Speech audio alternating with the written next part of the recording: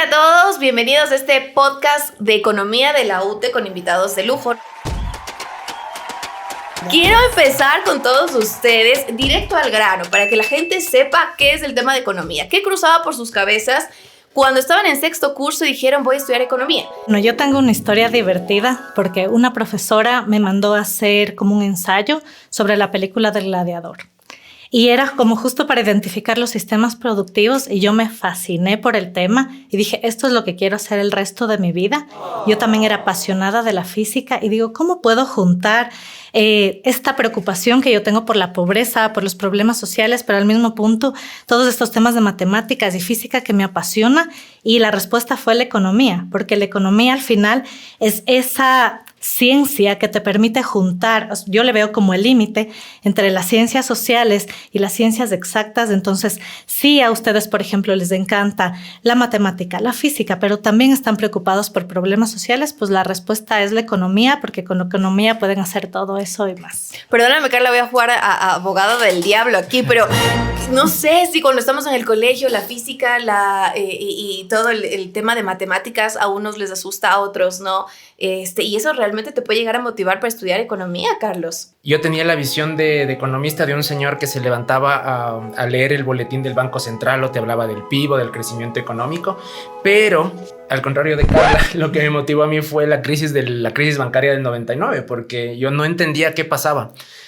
Todos estábamos bastante pequeños y de repente de un día para el otro los bancos pararon de entregar dinero, no sabías qué había pasado con toda la confianza de la gente. Para nosotros, que yo estaba aquí, quinto, sexto curso de la universidad, era un shock que no lograban dimensionar ni comprender todas las ramificaciones que llegó a tener eso. La economía me ayudó a entender lo que había pasado. Entonces, una motivación fue que yo quise entender a fondo ¿Qué había detrás de todo esto, no es cierto?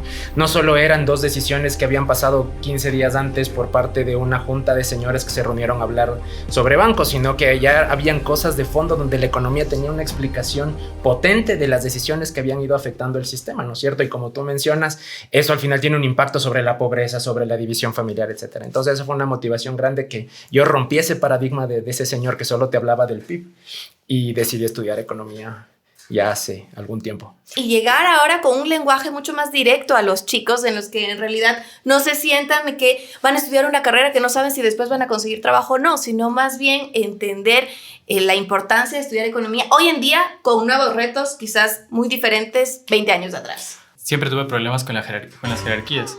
Era un poco... Siempre mi viejo iba al colegio porque los profes decían que soy muy inquieto, que soy muy rebelde. Y a mí me interesó siempre saber por qué funcionan las jerarquías, y eso en realidad son relaciones de poder. Entender la sociedad implica entender las jerarquías, porque la sociedad está organizada de una manera jerárquica, y las relaciones de poder se estudian con la economía. En particular, a mí me interesa la economía política, y eso es lo que estudia justamente las relaciones de poder. Los momentos que más disfruto es cuando siento que hay como total atención, como que todos te miran con una carita así de algo está pasando aquí, aunque son momentos muy cortos. Los chicos hoy se distraen muy fácilmente, pero esos momentos me parecen súper valiosos y me parece súper chévere la experiencia por eso.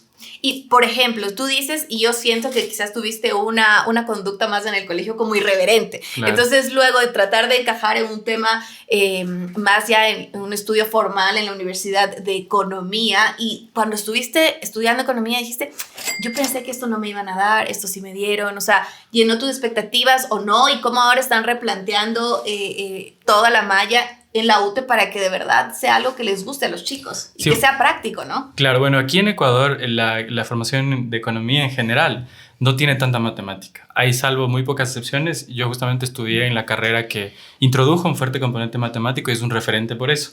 Pero en cambio el lado B de eso es que todo el tema del debate económico, del pensamiento económico, es como que se diluía. Entonces la gente que estudió mi carrera es muy buena haciendo carreras de data scientist, trabajando en cuestiones más numéricas, pero no tanto debatiendo cosas económicas. Ahí hay otras universidades que lo hacen. Entonces acá en la UTE, con Paco, con el equipo hablamos y lo que queríamos es juntar lo mejor de ambos mundos, tener un fuerte componente cuantitativo, porque eso es fundamental en la economía, pero también no descuidar la otra parte y hacer todo eso que creemos que hoy debe hacerse en la economía.